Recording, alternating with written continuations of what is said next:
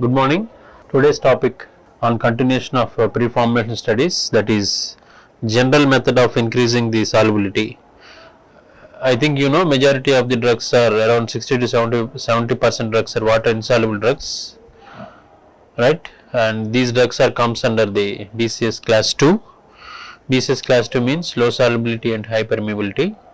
So these drugs having high permeability but drawback of solubility problem. By using various techniques, we are going to enhance or increasing the solubility of poorly soluble drugs. So these are the various methods to enhancement or to increasing the solubility of poorly soluble drugs. First and foremost technique is addition of co-solvent. Second one is pH change method. Third one is reduction of particle size, temperature change method, and hydrotropy, and addition of surfactant and complexation. I am repeating: addition of co-solvent, and pH change method, reduction of particle size, temperature change method, hydrotropy, addition of surfactant, and last one is complexation. Last one is complexation. So first one, addition of co-solvent. As the name indicates, if single solvent is not enough to dissolve or solubilize the given solute, so we are going to add another solvent to increasing the solubility of the poorly soluble drugs, that is called as co-solvent. So substances like weak electrolytes and non-polar molecules are poorly soluble in water. I am repeating: substances like weak electrolytes and non-polar molecules are poorly soluble in water. The solubility of these substances can be enhanced by the addition of water miscible solvents in which the drug has good solubility. The purpose of improving solubility is called as co-solvency, and the solvents used are co-solvents. The common examples of co-solvents are ethanol, sorbitol, glycerin, polyethylene glycol, propylene glycol, etc. So I am repeating: addition of co-solvents is one of the technique to improve the solubility of poorly soluble drugs, or I can say substances like weak electrolytes and non-polar molecules are very poorly soluble in water. The solubility of these substances can be enhanced by the addition of water miscible solvents in which the drug has good solubility. The process of improving solubility is called as co-solvency, and the solvents used are co-solvents. Example: ethanol, sorbitol, glycerin, propylene glycol, etc. And one more example is polyethylene glycol. Polyethylene glycol. Second one is pH change method. I think you know very well, most of the drugs are weakly acidic or weakly basics, or I can say weak electrolytes. Their solubility is limited. Yes, so their solubility is limited. Most of the drugs are weakly acidic or weakly basic, or I can say most of the drugs are weak electrolytes. In aqueous medium, they dissociate poorly and undissociated portion is insoluble. In aqueous medium, because they are poorly soluble, so in aqueous medium they dissociate poorly and undissociated portion is insoluble. So solubility of the undissociated portion is improved by pH control. So if you are going to change the pH, definitely poorly soluble drugs are become soluble. How we are going to change the pH? By addition of salts, or by adding some buffers, right? All those things. For solubility of the undissociated portion is improved by pH control. For weakly acidic drugs, example phenytoin, ethosuximide, increase pH. When we are going increasing the pH, solubility will be increases, solubility will be increases. Reduction of particle size, another technique to improve the solubility or to enhance the solubility of poorly soluble drugs. Reduction in particle size, improving solubility of drug. Basically, reduction in particle size, once we are going to reduce the particle size, surface area will be increases, because particle size and surface area will be inversely proportional with each other. Basically, reduction in particle size increase the contact surface area of the particle, thereby ultimately it increases the rate of solubility of drugs. Reduction of particle size, improving the solubility of the drug. Basically, reduction in particle size increase contact surface area of the particle, thereby ultimately increasing the rate of solubility of drugs.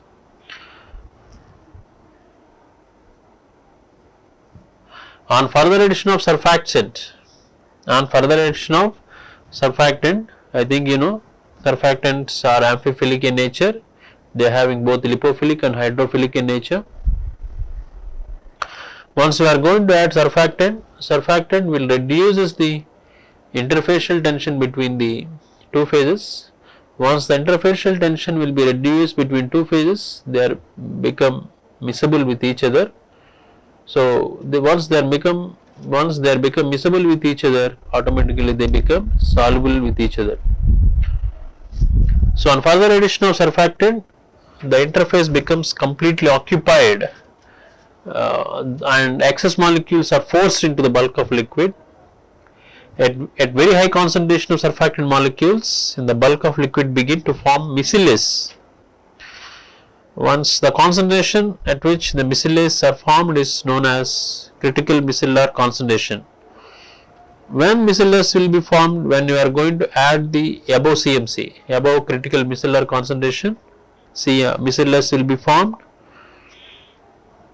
The micelles will having both the lipophilic and hydrophilic nature, so that the interfacial tension will be reduced, so they become miscible with each other, and solubility also will be increases. Understand? On further addition of surfactant, the interface becomes completely occupied and excess molecules are forced into the bulk of liquid. At very high concentration, surfactant molecules in the bulk of liquid begin to form micelles, and this concentration is known as critical micellar concentration. Next method, temperature change method.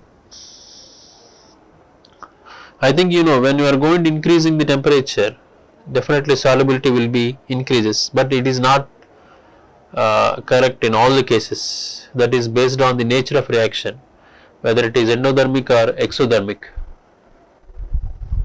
So when a molecule of solute is dissolved in a large quantity of solvent, then heat is exchanged with the surroundings. Such exchange is termed as heat of solution. Most of the substances are endothermic. Absorbing heat in this process for these substances and increasing temperature results in increasing solubility. Understand? I am repeating, when a mole of solute is dissolved in a large quantity of solvent, then heat is exchanged with the surroundings. Such exchange is termed as heat of solution. Most of the substances are endothermic, that is nothing but absorbing heat. They will take up the heat, right? Absorbing heat in the process for these substances and increasing temperature results in increasing solubility. Exothermic substances give off heat in the process of dissolution, that is the heat will be liberated. So the heat cannot be taken up by the solute, and even though we are going to increasing the temperature, solubility will be decreases. I already said, whether increasing the solubility or decreasing the solubility, that is depends upon the heat of solution. Most of the substances are endothermic, absorbing heat in the process for these substances and increasing temperature results in increasing solubility. Exothermic substances give off heat in the process of dissolution. The solubility of substance would decrease in increasing temperature. Hydrotropy. Hydrotropy, addition of large amount of second solute results in increase in the aqueous solubility of another solute. Hydrotropy means addition of large amount of second solute. Addition of large amount of second solute results in an increase in the aqueous solubility of another solute. Example, solubilization of benzoic acid with sodium benzoate. Next, addition of surfactants. Surfactants are molecules which with well defined, I already said, polar and non-polar region, that allow them to aggregate in solution to form miscellaneous. Surfactants are molecules with well defined polar and non-polar region that allow them to aggregate in solution to form miscellaneous. Miscellaneous are formed at CMC, critical micellar concentration. Surfactants act by reducing the surface tension. Ability of a surfactant solution to dissolve or to solubilize water insoluble starts at CMC, and with increase in the concentration of miscellaneous is increasing the solubility. Surfactants are molecules with well defined polar and non-polar region. Let's say they are having two portions, polar and non-polar regions, that allow them to aggregate in solution to form miscellaneous. Miscellaneous are formed at CMC. Surfactants act by reducing surface tension. Ability of a surfactant solution to dissolve or to solubilize water insoluble starts at CMC. When solubilization will starts at CMC, at critical micellar concentration, and with increase in concentration of miscellaneous, so we are going to increase in the concentration of the miscellaneous, automatically solubility also will be increases. And next technique, complexation. Even complexation also will improve or will enhance the solubility of poorly soluble drugs. For the complexation occur, both drug and ligand molecule should be able to or accept electrons. The solubility of compound is the sum of solubility of the compound. It is reversible association of substance and ligand molecule. Complexation means, for the complexation occur, both drug and ligand molecule should be able to accept electrons, then only complexation occurs. The most common complexing ligands are cyclodextrins, caffeine, urea. These are the examples. Here the drug molecule will form a complex with complexing agents. That means the complexing agents will having hydrophilic characteristics. So once the drug molecule will form a complex with the hydrophilic complexing agent, the drug molecule will be entrapped inside the complexing agent. So outside environment it should be hydrophilic, yes, so that the drug starts solubilizing along with the complexing agent. That means the complexing agent will act as a host for accepting the drug molecule to improve the solubility of poorly soluble drugs. Once it forms a complex with complexing agent, solubility will be increases. So the most common complexing ligands are cyclodextrins, caffeine, urea. Cyclodextrins are unique since they increase the water solubility of poorly soluble by fitting them into the hydrophobic cavity of the cyclodextrin molecule. The cyclodextrins have the ability to form molecular inclusion complexes with hydrophobic drugs having poor aqueous solubility. Apart from these techniques, I already discussed various techniques like addition of co-solvent, pH change method, reduction of particle size, temperature change method, hydrotropy, addition of surfactant and complexation. Apart from this method, some other methods are also there to improve the solubility of poorly soluble drugs like salt formation, precipitation, micronization, nanonization, supercritical fluid recrystallization, evaporative precipitation into aqueous solution, use of precipitation inhibitors, and solvent deposition, drug derivatization. Drug derivatization. I am repeating the other techniques to improve, to enhance the solubility of poorly soluble drugs: salt formation, precipitation, micronization, nanonization, supercritical fluid recrystallization, evaporative precipitation into aqueous solution, use of precipitation inhibitors, solvent deposition, drug derivatization. Stability analysis. Next topic, what is meant by stability? Stability means that it provides a strong evidence on how the quality of drug substance, or I can say drug product, varies with time under the influence of environmental factors such as temperature and humidity and light. When we can say that our product is stable until its expiry period, the product remains its properties, maintain its properties. So, provide evidence on how the quality of a drug substance or drug product varies with time under the influence of variety of environmental factors such as temperature, humidity and light. By conducting these stability studies, we can establish retest period for the drug substance, or I can say shelf life for the drug product, and we can establish the recommended storage conditions. Establish a retest period for the drug substance or a shelf life for a drug product and to recommend storage conditions, because physical, chemical and microbiological changes might impact the efficiency and security of the final product. Stability studies are performed for both drug substance as well as drug product. What is meant by drug substance? API. Drug product means dosage form. So stability studies are performed on both drug substance and drug products.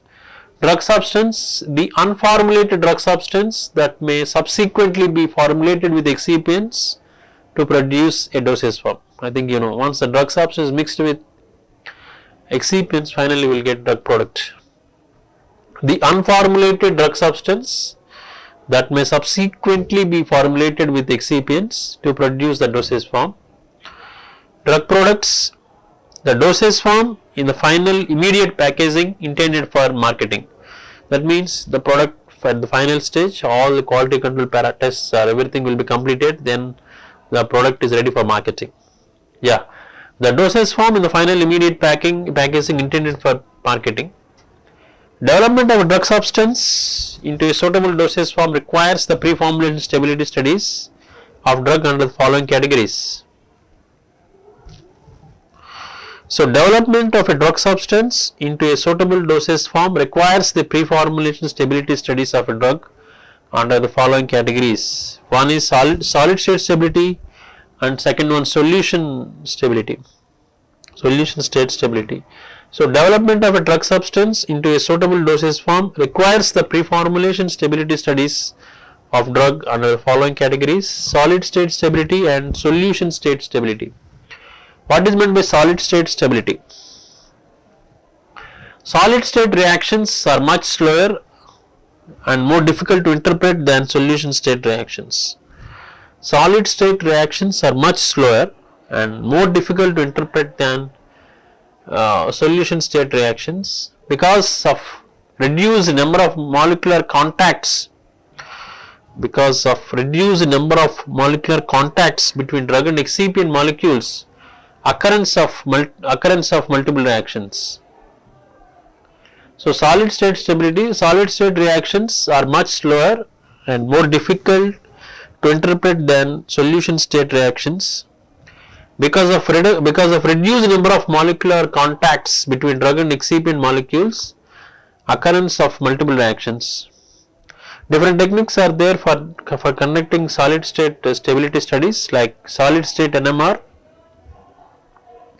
solid state nuclear magnetic resonance spectroscopy and powder X-ray diffraction, Fourier transform infrared spectroscopy and Raman spectroscopy and differential scanning calorimetry. Understand? So, solid state reactions are much slower and more difficult to interpret than solution state reactions. Because of reduced number of molecular contacts between drug and excipient molecules, occurrence of multiple reactions. Techniques for solid state stability studies: solid state NMR, solid state powder X-ray, FTIR, Raman spectroscopy, and DSC, differential scanning calorimetry.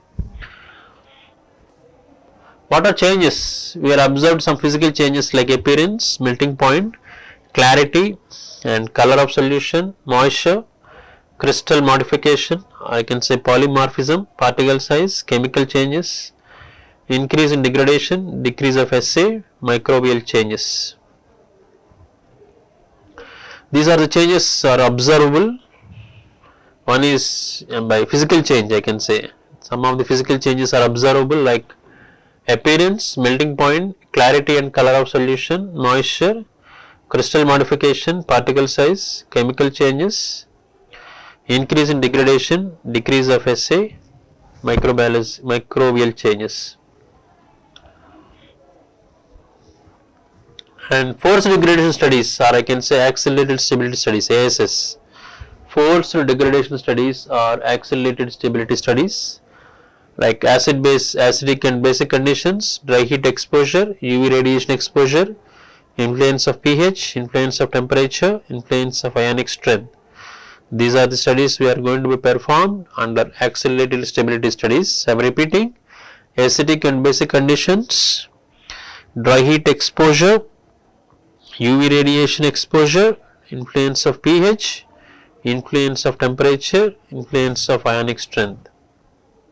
So these are the various storage conditions. Long-term testing should cover a minimum of 12 months duration on at least 3 primary batches at time of submission, and should be continued sufficient to cover the proposed retest period. I am repeating, I already said, we are conducting stability studies, we are establishing the retest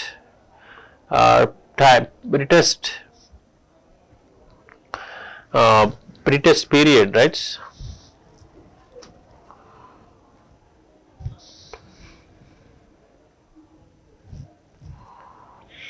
Recommended storage conditions as well as the shelf life, right? As well as the shelf life we are going to establish. So long-term testing should cover a minimum of 12 months duration, as 1 year I can say, on at least 3 primary batches at the time of submission, and should be continued sufficient to cover the proposed retest period. So long-term studies, so stability, general we are conducting stability studies in 3 different phases: accelerated, intermediate and long-term. In case of accelerated, duration is 6 months, conducting stability studies at 40 degrees plus or minus 2 degrees and relative humidity 75 plus or minus 5%.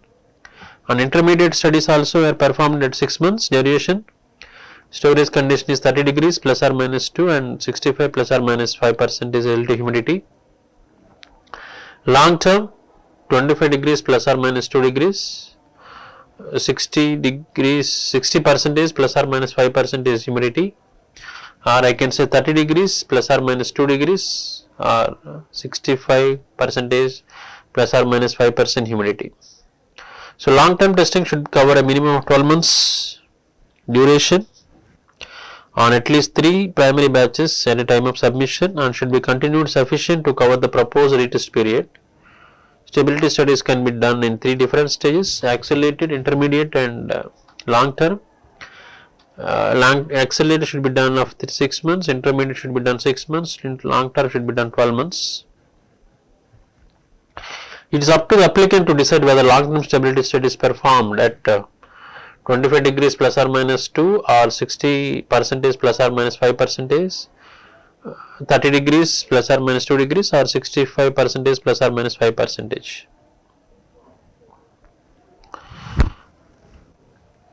Chemical degradation studies: hydrolysis, oxidation, reduction, decarboxylation, photolysis. So these are the various chemical degradation studies: hydrolysis, oxidation, reduction, decarboxylation, photolysis. So testing scope for solid dosage form, like physicochemical properties like appearance, elasticity, mean mass, moisture, hardness, disintegration and dissolution. These are very important in process quality control tests like hardness, disintegration, dissolution. And apart from this, some physico-chemical properties like appearance, elasticity, mean mass, moisture, hardness, disintegration and dissolution. Chemical properties like assay, degradation, microbial properties like and container closure system properties, and functionality test like extraction from blisters packages.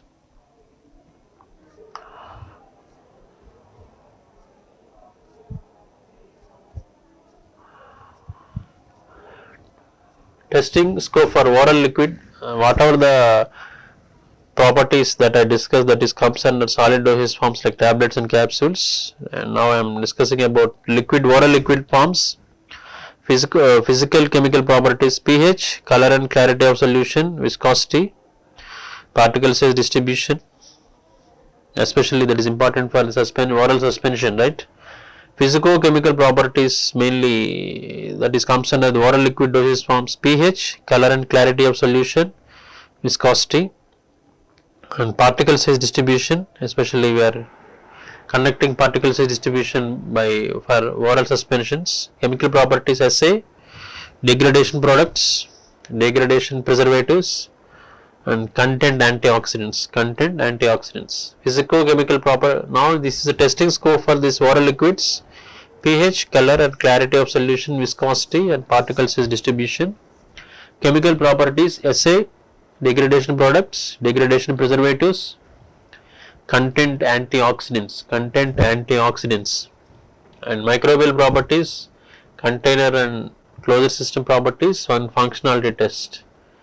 And last one, parentals, testing scope for liquid forms for injections, and parentals like pH, physical properties like physical chemical like pH, loss on weight, color and clarity of solution,